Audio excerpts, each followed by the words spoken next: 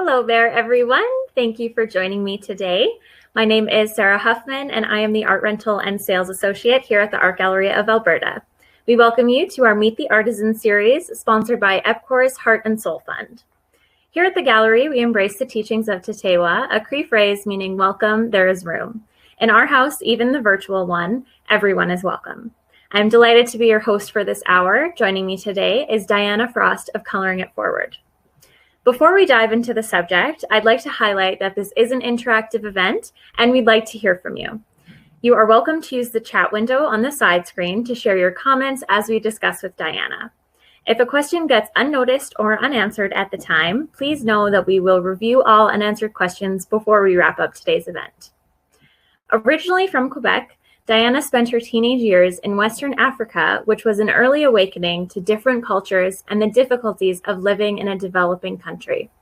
Following that experience, she obtained a chemical engineering degree with the intention of helping people to improve their standard of living by working on water and sanitation projects. After working as an environmental engineer and simulations engineer for 6 years at Enbridge, she left her job to work as a volunteer in Peru for 2 years on optimizing existing water and sewer systems. At the end of her contract, she came back to Alberta to work for the Centre for Affordable Water and Sanitation Technology, a startup nonprofit organization with whom she pioneered Train the Trainer programs on household water treatment projects throughout Latin America and the Caribbean. Diana then worked on water distribution and treatment systems for consulting engineer firms in Calgary. Aside from being an engineer, Diana is also an Algonquin Métis, an artist, and a musician. In the spring of 2016, one morning she woke up from a dream that had showed her the way to help Indigenous people by founding the Coloring It Forward project. To date, she has published 4 coloring books that share elders' teachings and Indigenous artwork from the Blackfoot, Dene Ojibwe, and Cree nations, and created a social enterprise that supports Indigenous artists, elders, and community development projects. Her accomplishments include publishing Indigenous art and reconciliation calendars, Christmas cards, journals, and t-shirts, as well as helping to paint large Indigenous murals, and has started a series of portraits of Indigenous heroes. What a fantastic introduction for this amazing person. Thank you so much. We would love to give a warm welcome to Diana Frost. Hello, yay! Hello, hi everyone. Thank you so much for joining us today, Diana. I hope the weather is nice where you are today. I know it was a little bit chilly up here in Edmonton. Yeah, it's been beautiful, sunny, blue sky. Well, not right now, but I mean, it's dark now, but yeah, it was earlier. Very nice. We've been blessed with some very unseasonal temperatures right now. Yeah, definitely. Awesome. Well, after reading that whole wonderful little bio that we have for you, I have so many wonderful questions, and I'm sure the folks who are joining us this evening also have questions. So maybe let's get started on your journey and how you decided that you wanted to be an artist and you wanted to help in engineering and all of those wonderful things. Okay. Well, I mean, when I was a teenager and a child and all that stuff, I wasn't always building houses with Legos and like taking stuff apart. So I wasn't doing engineering. What I actually loved to do was artwork, and I loved reading, and I loved all the creative stuff. But then, I figured, well, I don't want to be a starving artist. And so I decided that I'd go into a technology career. And since I was good in math, and I decided to go for engineering, since there weren't a lot of women in engineering when I graduated or when I went into university.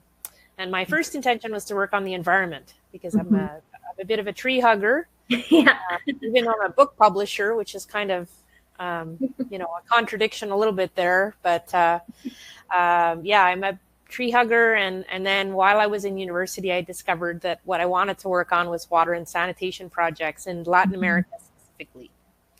And so that started my my journey toward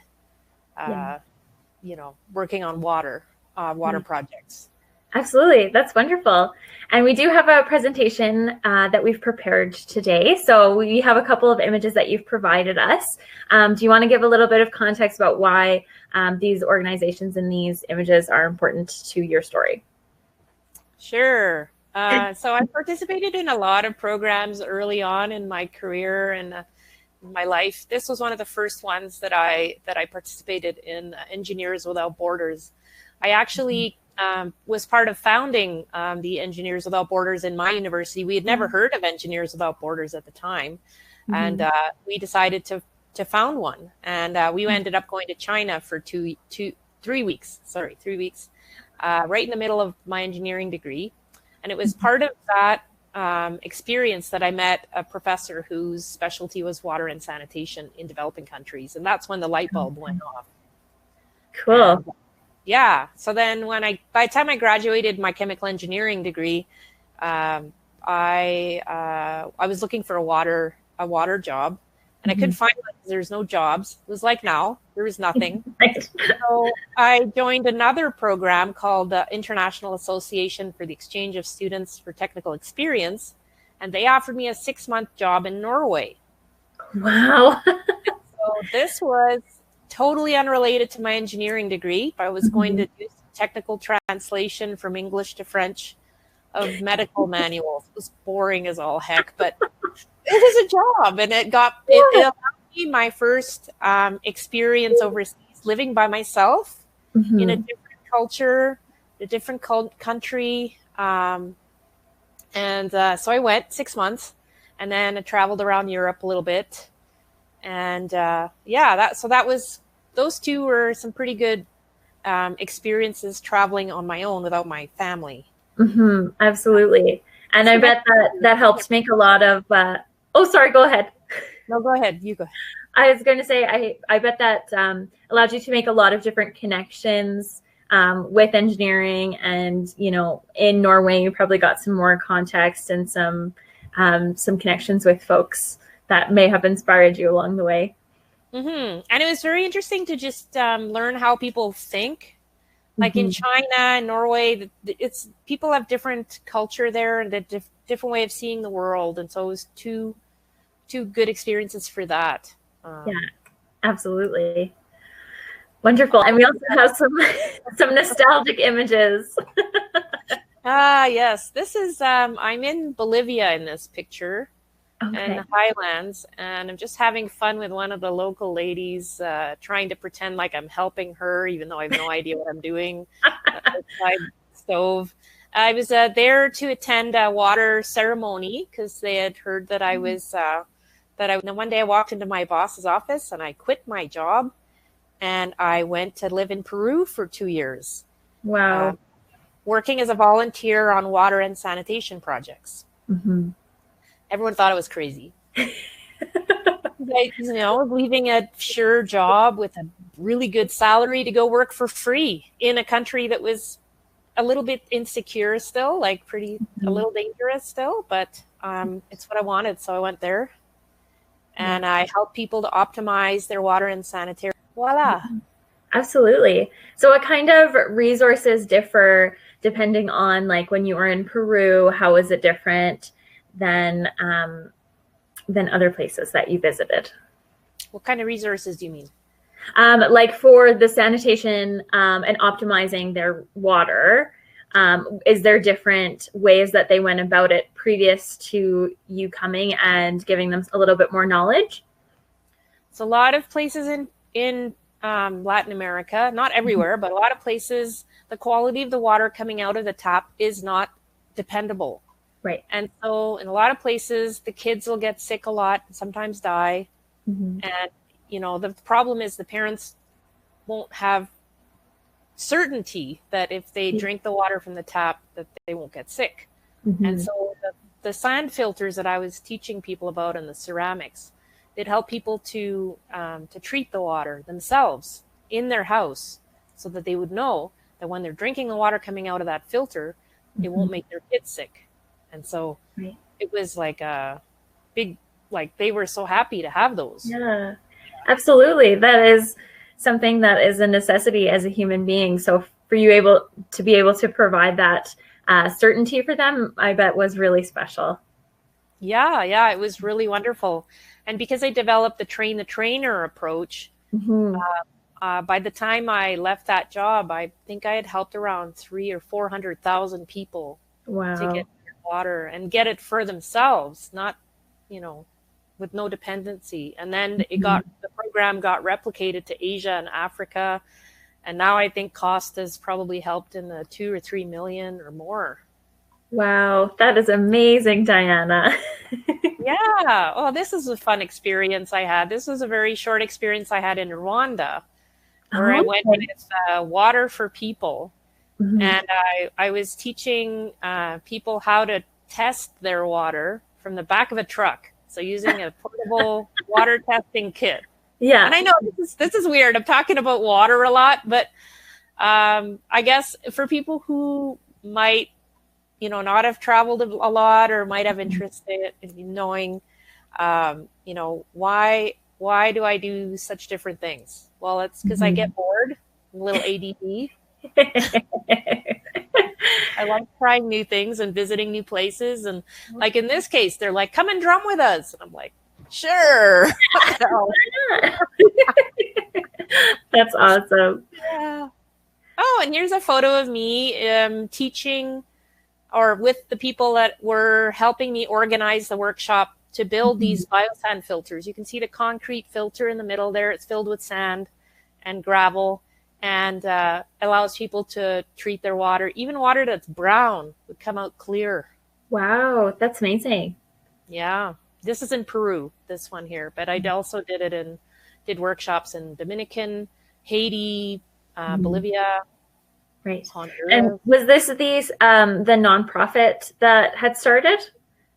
Yeah. Gotcha. And now on to your my latest thing. Yes. So I'd love to hear about coloring it forward from your perspective. Okay, so in 2016 and in 2015, I was kind of bored. I was working a regular engineering job. I had left the cost and I was just doing water treatment plant design and wastewater treatment design and things like that. So I was bored. It was a little bit dry. Yeah, comfortable. In the evenings, I'd go back to my artwork, my music, and just trying to look for something more fun, more creative to do on the side, right? And so I looked into book publishing for a little bit, and I found that it was really tough to do because and then one morning I woke up and I'd had that dream, and it was right in the middle of the adult coloring book phenomenon that happened a couple of years ago. Yeah, I remember that fondly. I know, right? There was coloring books everywhere. Yeah. And I woke up and I'd had this really clear dream that I needed to make a series of coloring books. It didn't say one book. It said a series of coloring books with elders and artists from different nations. Yeah. And as you can imagine, coming from an engineering background, I was like, what the heck? You're like, can someone else do that? And at the time, like I wasn't super connected. I didn't know any Blackfoot artists, and I was talking in discussion with with a lady on Vancouver Island. Okay. She said that really I needed to start in my home community because originally my first artwork that I was drawn towards was the Haida art. That's why I called her, and she said, "Well, you should really start locally." And I'm really actually grateful for that piece of advice because she was right. I mean, I live here. I live in, the Blackfoot territory. So it makes sense to do a first book on the Blackfoot. And, it did make me re-examine what is my home community because I'm from Quebec originally and I'm Algonquin. So what did I consider home community, right? So anyway, so that's, when I first had the dream, my husband was also quite surprised. And then So then I started right away trying to find artists because I figured that was the first step.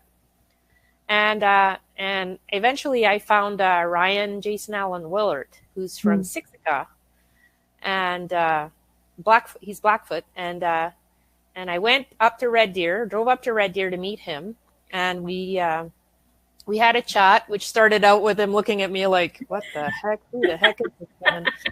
And then by the end of the conversation, when I explained to him that what I wanted was to help him share his artwork and to help him get better promoted, and to, you know, find an elder who would write stories and share teachings and help people connect with all the beautiful things, then he was like, "Oh, that's a great idea." You know, at the time there were no Indigenous coloring books that I could find, and so it was a new idea. And then I decided that I wanted to make it a social enterprise. And so at the beginning, I only had the business. It was not incorporated or anything. It was just a sole proprietorship, and I was making donations from sales. So even first year, I made donations from sales right from the get-go. Even though later I learned business-wise that wasn't maybe the best financial decision. Right. But for me, it just felt right, because for Indigenous people, you know, caring about your community and sharing what you receive is very important. Yeah. And that really hit a nerve for me. I really wanted to give back. Absolutely. Yeah. So this is the first book that came out, correct? Yes, it is. Yeah. This one's the French version. We have them in English and in French. The first 3 books are in French as well as in English. The latest book I haven't translated yet, the Ojibwe one. But this book was quite successful. We were so pleasantly surprised, my husband and I. I had 2,500 books printed in October of 2016. And we launched it in November. And within 6 weeks, we had sold all of them. What? Books in 6 weeks. And that's amazing. And then we had to get another order printed. And then, we got in the car and we drove everywhere. We went up to Edmonton. Of course, the Art Gallery of Alberta has been one of our supporters since almost the very beginning, I think. And a lot of the businesses here around Calgary also very supportive, and so we've been very grateful for that. And I've driven all the way up to Yellowknife and Winnipeg and Vancouver. Yep, that's amazing. They've been some pretty good road trips. Yeah, I bet. Yeah. Wonderful. Well, here's the artist that started it all for me. This is Ryan Willard. He's one of the artists in the Blackfoot book, and this is us at a book signing in the chapters here. This is one of the first book signings that we went to, and so that was very exciting for us to get our books into chapters. Yeah, absolutely. Yeah, and it's thanks to Ryan, actually, that I have a business, because he introduced me to the other artist and the elder in the Blackfoot book, both of which were willing to work with me. Wow. So if it wasn't for him and them, I wouldn't have Coloring It Forward. So I'm very grateful to them. Yeah. And this is one of my other products. This is our journal. Cool. Yeah, the artwork on the cover is by Métis Mama. Her real name's Shelley May, and she's a very soulful artist. I love the messaging. A lot of times she collaborates with her husband on the wording, and the journal has lots of other artists represented on the inside as well from different nations. This is a compilation. It has like lined pages and blank pages, and it also on the bottom of some pages has some teachings from a Cree elder that are helping people to guide them in their journey. Wow, that's really great. I love that. So, Diana, how do artists do they submit, their artwork to you and then you decide who goes in, or is it just connections through the community of artists that you think would be a good fit? Well, it happens all different ways. Usually when I'm going out, for example, the journal is a good example because I like to meet new artists, and I like to see, different people's art, so that I'm helping other people. And some of the artists that I put in my journal had never been in a book before. They'd never had anyone help to get them promoted, and they were so excited. And, I like to try and do that for more than just small group of artists. So I usually do a call for artists on Facebook. Okay. Like a couple of months before we'll be doing the design. And but people can also, they can contact me pretty much at any time. I'll put my email in the chat box. Oh, awesome. That's unless great. you have it somewhere at the end of the presentation. I didn't think to ask. No, I didn't put it in. I'm sorry. And then they can also find me on social media. This is usually my tag is Coloring It Forward. And so I'm on Facebook and Instagram and Twitter and LinkedIn. You can just search for Diana Frost and you should probably see me. Yeah. And I visited the website that you folks have, and it's very beautiful. I love how there's a lot of different content on there with the blog and the shop. And there's also the projects that you've worked on. How is that going from being an engineer, having that kind of a career, being an artist, and also a web designer?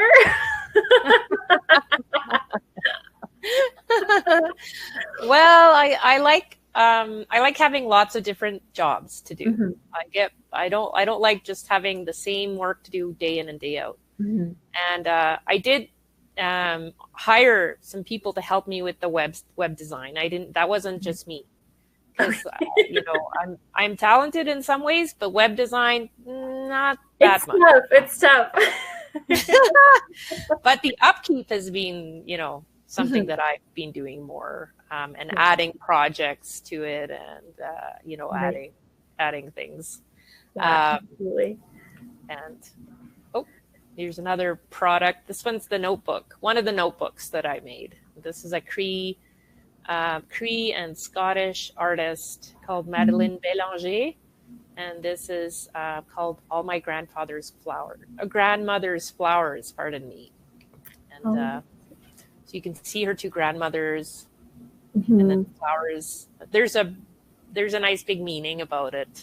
It represents healing from intergenerational trauma and all this. So it's a lot of meaning in it. Yeah, absolutely. It's beautiful. Did I answer your question? I think I'm not sure if I did. I don't know. You're asking me how I. Yeah, but I think to sum it up, my question would be, you wear a lot of hats, and you do a lot of different jobs. Does that at any time become a little bit overwhelming for you? Or are you just like, do you just love it so much that you're just like, whatever, I'll just do them all? Or let me know. I think for every job, there's always parts of that job that you don't like. Right.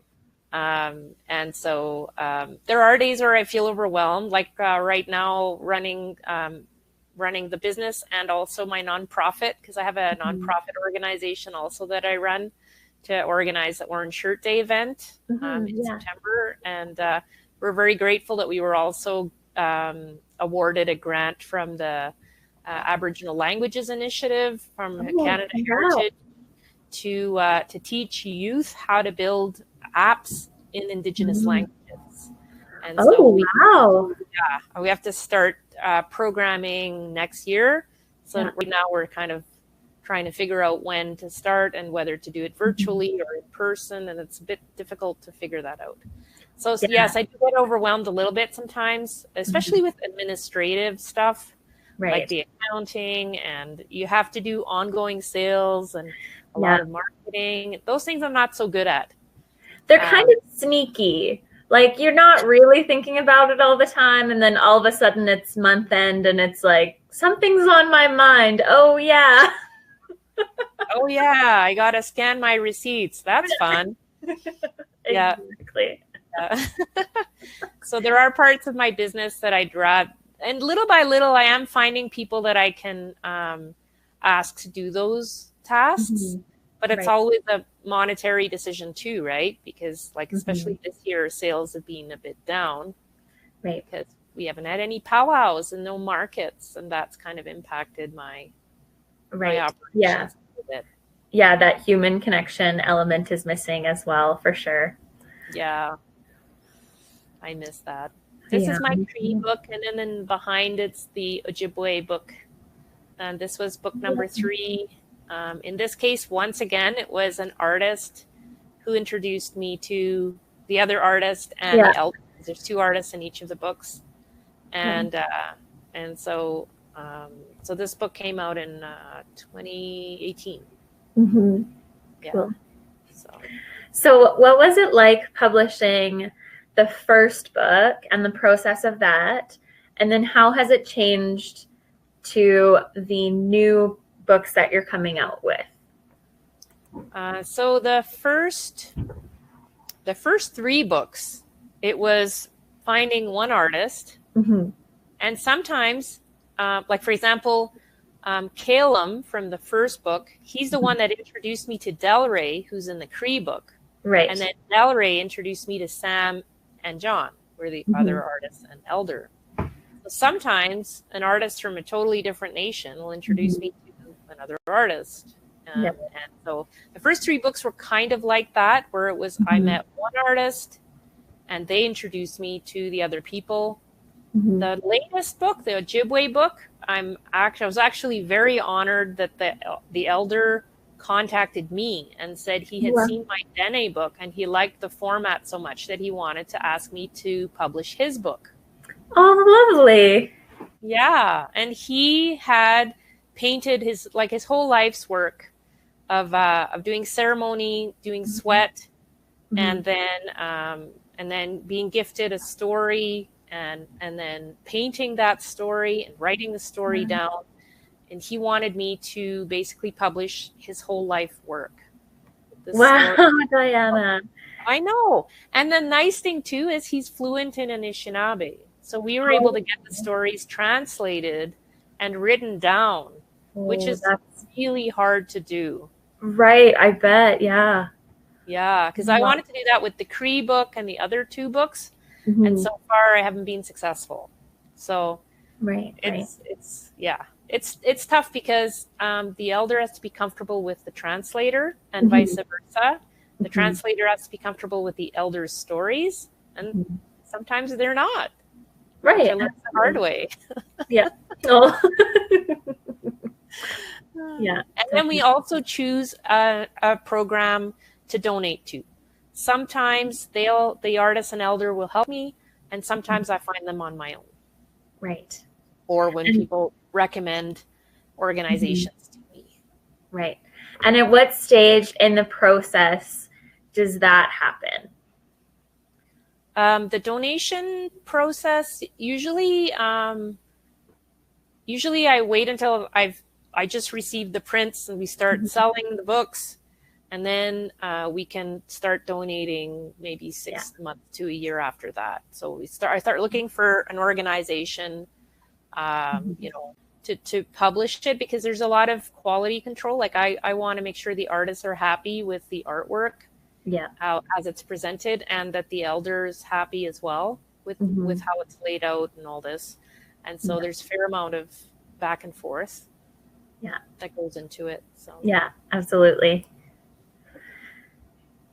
This is in 20.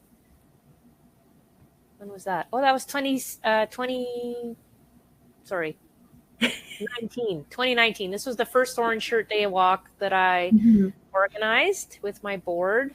There's 2 people from my board in that picture. Tapasa in the middle and Ollie on the left. We organized the Orange Shirt Day Walk, which is a day where we honor the survivors of residential schools and their families. And my mother is one of those. She went to residential school in Quebec. And so I wanted to participate in an Orange Shirt Day Walk, and I couldn't find one that was open to the public. So after a couple of years of trying to find one, I decided, well, screw this. I'm just going to do it myself. Yeah. So I said, I have a nonprofit that's just sitting there doing nothing. So we organized the Orange Shirt Day Walk, and then afterwards we fed everyone stew and bannock, and we had an artists fair as well. Oh, cool! And then we had a bunch of performances. We had Indigenous dancers and musicians and elders storytelling, and we did it again this year, but we did it virtually. Okay. Yep, that was interesting. Right. I like it much better in person. We still did the walk in person, which was great. It was terrific. We had beautiful weather this year. We had elders with smudge buckets so people could smudge and cleanse themselves spiritually. And then we also had a drumming group that was drumming and singing us. Oh, nice. As we walked along. And then one of my board members brought all of her drums, her hand drums. So the children in the crowd were all drumming.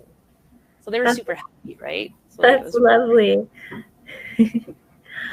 Oh, we do have a question in the chat from Ashley.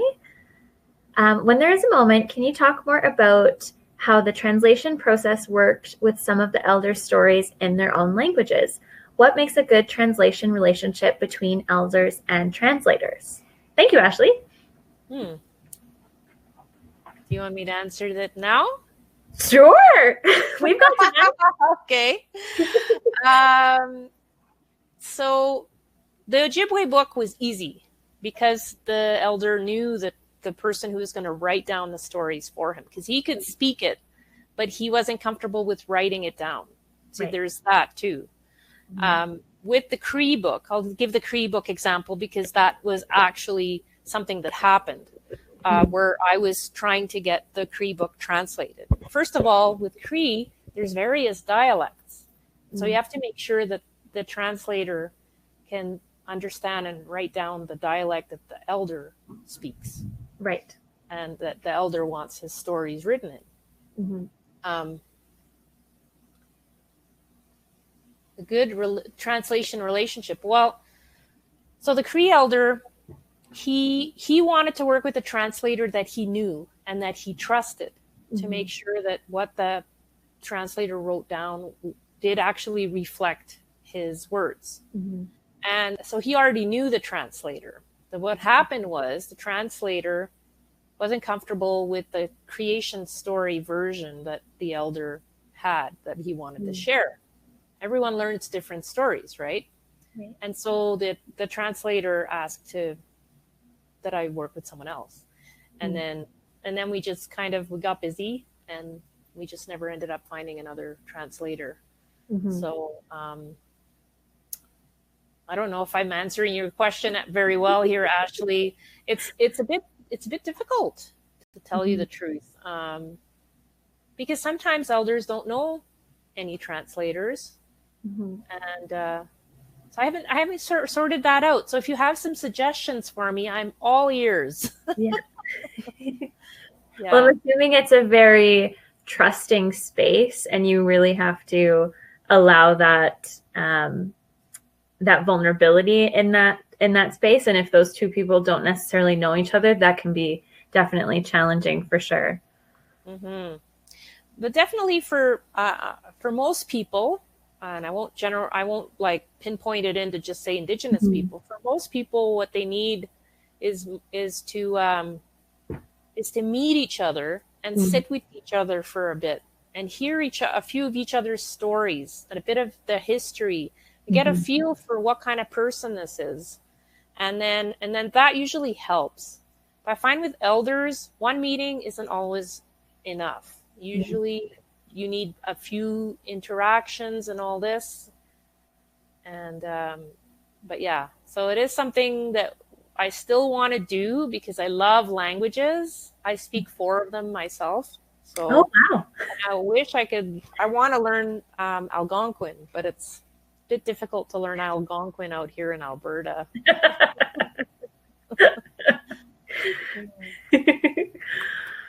Awesome. So here we have another photo of the walk. And I'm assuming this is the 2019 walk in Calgary.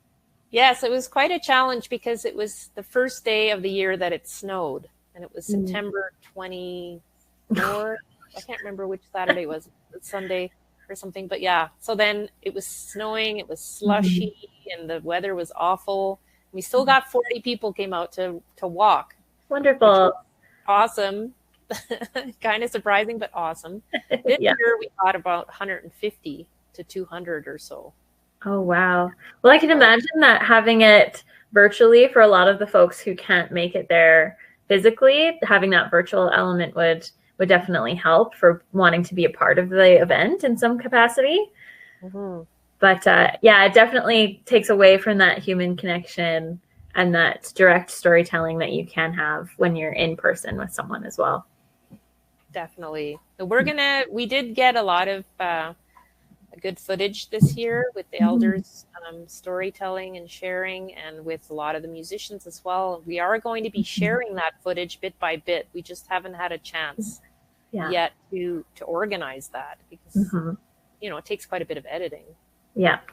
And we're in a global pandemic, so yes, there's that too. There's that thing too. There's also Christmas sales, and I'm actually the chef, the bottle maker, the janitor. Like, I do all of the jobs, and so I don't always have time to do extra. And my bird is kind of in the same boat. They have other jobs. Yeah, absolutely. This is one of the latest things. Yes. What's your next question? I remember you had a question related to this, but I can't remember what it is. Oh, let me just pull up my notes. Yes, it was just, can you tell us more about the calendar that you publish? Yes. So in my coloring books, I don't put anything about the issues in the coloring books, because the coloring books and the journals are intended to be healing and completely positive and relaxing and all this. And I don't mean to say that the calendar is very controversial and very annoying and negative. No. But the calendar, I put information about the issues in the calendar. So below the artwork, there is a piece that explains. Each page has a piece on what's going on, what's the issue, and if I find a group that's already working on it, I do a shout out to them. Right. And then the calendar also includes a shout out to 2 Indigenous heroes on each month, because I want people to see who are some people who are doing cool things to help change the situation. And then also on each of the pages, we have recommended acts of reconciliation. So we have little things people can do if they need ideas, Yeah. And there's 13 pieces of artwork from different artists, from different nations around Canada. There's Inuk, there's Métis, there's Cree, there's Blackfoot, there's Mohawk, Mi'kmaq. What else is there? Oh, and this year, one different thing that I did is I included a workbook on the Truth and Reconciliation Commission's 94 calls to action. Okay, yeah. I don't know if people know about this, but basically the Truth and Reconciliation Commission studied all of the issues, and they came up with actions that the government needs to do to make positive change for Indigenous people. Right. And it's not small things. There's pretty big legislative changes that need to happen, and changes in policy, and changes in, methodology. And so the calendar is about art, and also about reconciliation. It's about help people bit by bit learn about the issues and get ideas for how they can help. We can all make change happen. Yeah, that's a really great resource. Thank you, Diana. Yes. All right. So that was all for the images that we have. So if anyone who's watching has any more questions, please send them through the chat now so that we have enough time to answer them. And I believe I have a couple more questions for Diana as well in my notes. So one is, what is the next book that you have planned? The next book that I have planned, I was approached to do a coloring book on beadwork. Oh, neat. Yeah, and it's so just to do a little sneak preview. Well, I'm not going to show you some of it, right. But so the idea is we're going to do a call for artists. We're going to select 10 beadwork artisans. Yeah. We're going to they're going to share their pictures with us, and those are going to be the coloring pieces. We're going to outline convert them into black and white so people can color them. Cool. And we're going to share the stories from the artisans of how they've been, what their life has been like, or whatever they want to share. And then I'm also going to be writing some pieces in there about the issues so people can learn a bit about it, and they can see what the real life stories are from 10 artisans. Cool. And yeah, so that's one of the next things in the works. And I have another book that I'm working on I'm doing with a Dene elder, and it's a children's book. This won't be a coloring book. Yeah, and it'll be a blend of Dene culture, how the Dene people live, and how they see the world, and layered with stories from Alexander Mackenzie's journals when he was exploring down the Mackenzie River. Wow. And just kind of, anyway. Yeah. That's it. Cool. Yeah. Awesome. And where can I buy your books, and where can I buy your products? Well, they're on my online store. That's one way that people can purchase them. They can purchase them at the art gallery's gift shop. Like or we could drive up to Yellowknife. Yeah. If anyone wants a road trip. Yeah. We have them in some staples, not all of them. And we have them as well in some other smaller places. Like we have them in some art museums. Like the Human Rights Museum. And, cool. Let's see, where else? Royal Alberta? Pardon me? Royal Alberta Museum? Yes, they're there as well. And I'm sort of just drinking in.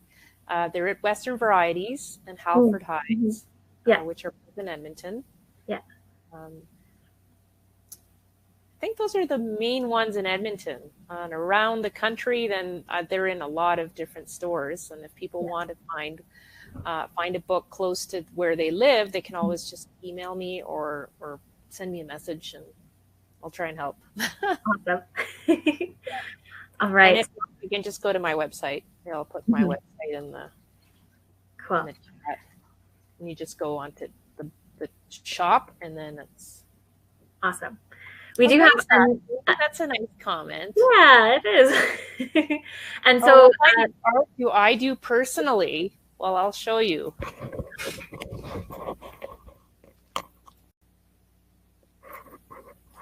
Oh, sorry for abandoning you there for a second. Okay. One of the portraits I did. Oh, wow. It's a portrait of Daphne Ojibwe, who is the grandmother of Indigenous art. She's amazing. Her artwork is incredible. So that's one of the portraits that I did.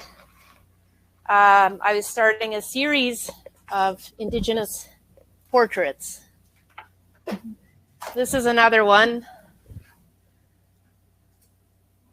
Oh, this is a Vanessa Bomsoin. She's an award-winning filmmaker. Cool. So those are two of my heroes. Yeah. What What the media series. do you use? Pardon? What media do you typically use? Oh, so this one is ink and watercolor. The red is watercolor. Mhm. And Daphne's is all watercolor. Cool. Just watercolor. Wonderful. Thanks for the questions, Ashley. I really appreciate it. Absolutely. And I do have one last question for you, Diana. In your experience, how has the vision of Coloring It Forward grown since its beginnings? Oh, well. I think the best for last. Yeah. So when I first started, just the idea of trying to publish a book was already a lot. So I was just looking at that, right? Series of coloring books, and that's it. And then as I talked to stores and different artists and clients, they kept saying, well, why don't you make notebooks? Well, why don't you make calendars? Well, why don't you make journals? Well, why don't you make coffee mugs? Well, why don't you make this and that?